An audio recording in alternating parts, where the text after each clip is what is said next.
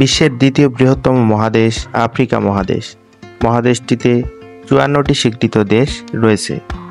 তবে জানেন কি এই মহাদেশের সবচেয়ে বড় দেশ কোনটি? চলুন আফ্রিকার বৃহত্তম ৫টি দেশ সম্পর্কে জেনে আসি।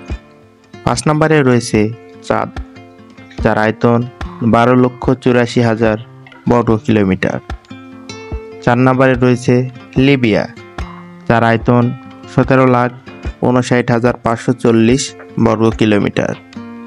৩ নম্বরে রয়েছে সুদান, যার আয়তন ১৮,৮৬,০৬৮ বর্গ কিলোমিটার। ২ নম্বরে রয়েছে ডেমোক্রেটিক রিপাবলিক অফ কঙ্গো, যার আয়তন ২৩,৪৫,৪০৯ বর্গ কিলোমিটার।